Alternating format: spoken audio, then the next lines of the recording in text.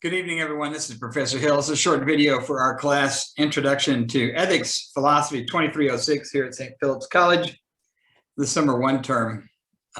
Today is Thursday, the 24th of June, 2021. We have an assignment due tonight at midnight.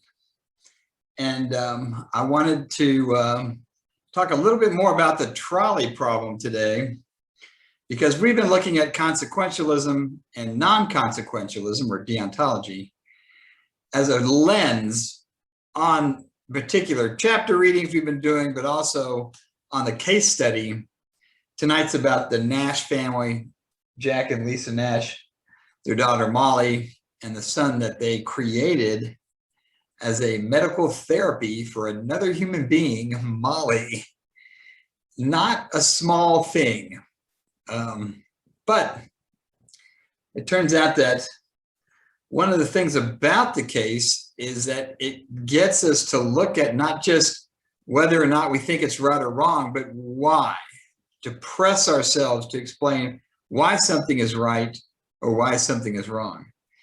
And there is an exercise that I mentioned yesterday, developed by the philosopher Philip Foot in the 1960s, talking about this very thing.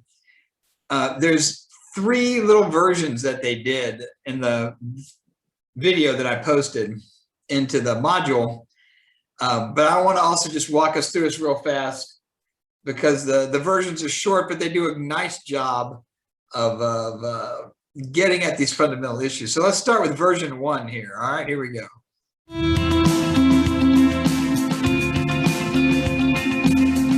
A technique that philosophers often use is something called a thought experiment, or less commonly, an intuition pump. Basically what this is a fictional scenario that's designed to draw out our intuitions about a particular issue, either as a way to reinforce or oppose an argument. One thought experiment that has been the center of much discussion in ethics was first introduced by the British philosopher Philip Foot in the late 1960s. In its original form, the thought experiment centered around a situation involving a trolley or a tram, but it is most commonly translated into a scenario focused on a train. There are several variants, and we're going to consider three of them.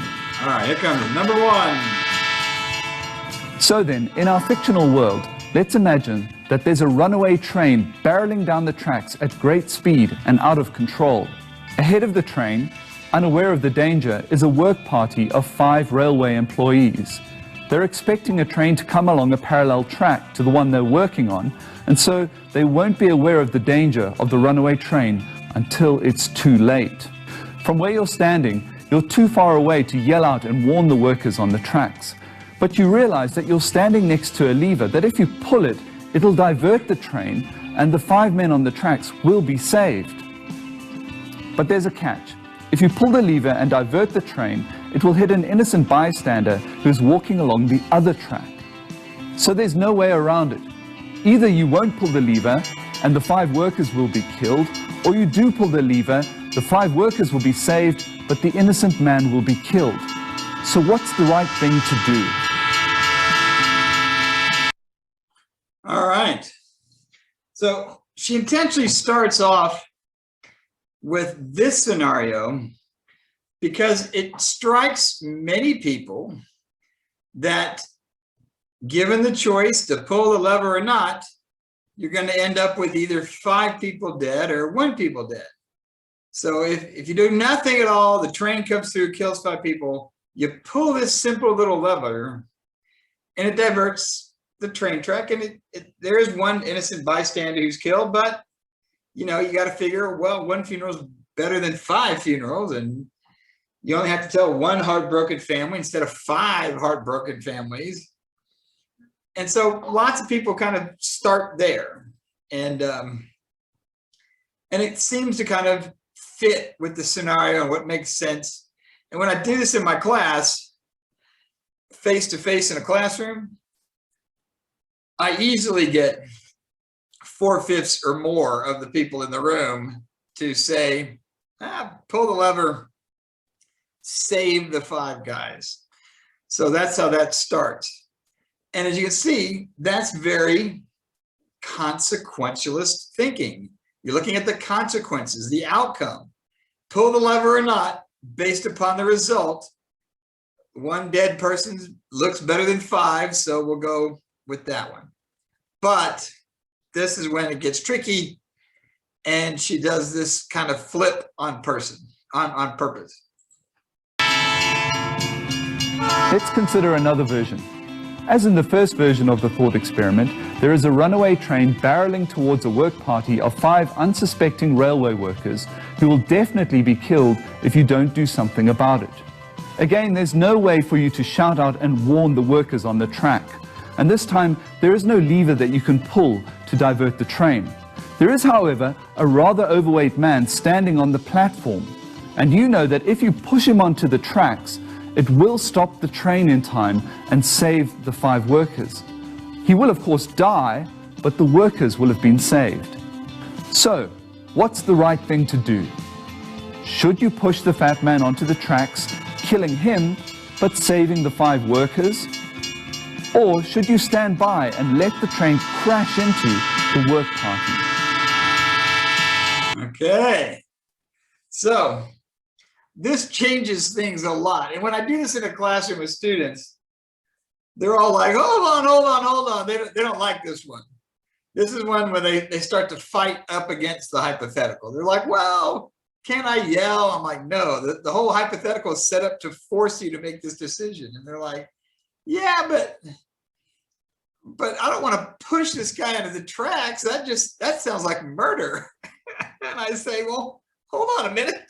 In the first scenario, you pulled a lever and the guy died. You didn't seem to have a problem with that. They're like, oh yeah, but the clever thing about this whole scenario is that she latches on, she drills down to the fact that pulling a lever just feels different than getting your hands dirty and pushing this guy onto the track.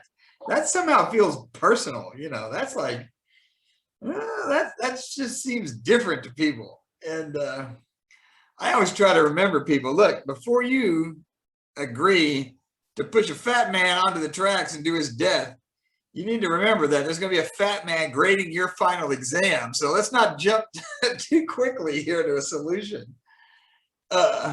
Anyway, it turns out that what happens is intentionally, Philippa Foot has set it up this way.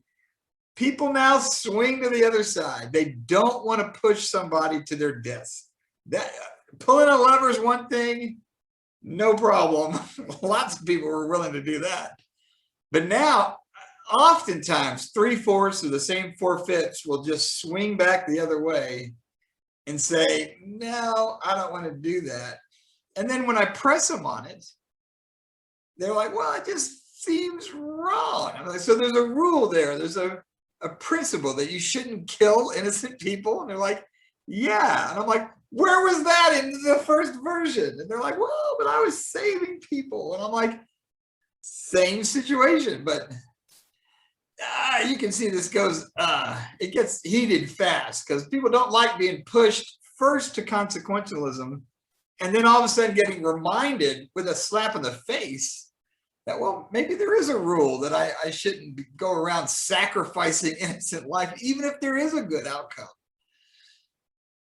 But of course, it gets tricky. So let's watch the third and final one here.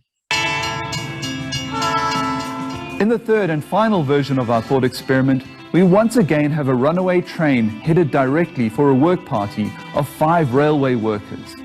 Once again, the only way to save the 5 workers is to push the fat man onto the tracks in front of the train, which will kill him. This time, however, the fat man is no innocent bystander. In fact, he's the person who has sabotaged the train in the first place, and he's jumped into his car and raced down here so that he could watch gleefully and see the destruction that he has caused. So what's the right thing to do in this case? Should you push the fat man in front of the train, or should you stand by and watch the workers get killed? Yes. Okay. So those are the 3 scenarios. And the last one, again, suddenly it's not just an innocent bystander. Now it's the bad guy. It's the guy that set the whole thing up. And boy, my students turn on that guy pretty quick. When I'm in a classroom Now they just rush back to the other side, and 4/5, sometimes more, are like, well, that guy deserves it. He's a rat, he's just getting a taste of his own medicine. You should hear what people say. And it's a reminder to me that people are happy to push that guy to his death with their own bare hands. Perhaps a reflection of, Texas justice here.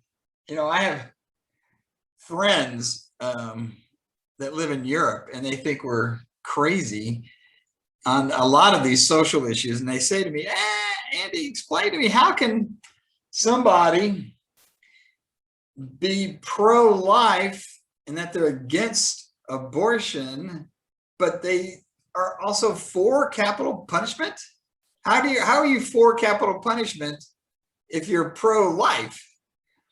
And I said to him, look, y'all, the way you got to think about this is, here people don't think in terms of, the consistent fabric of life argument. What they say is, look, it's as simple as this: it's good people and bad people.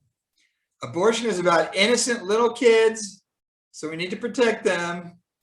And capital punishment is about guilty, terrible people that are in jail. They're guilty. They don't deserve anything. Take them out back, shoot them in the head. And I'm like, oh, okay. And so that's how they see that as being consistent, which is that it's about, good and bad, and giving to the good people what they deserve and giving to the bad people what they deserve. That strikes my friends, at least, as being inconsistent, not consistent.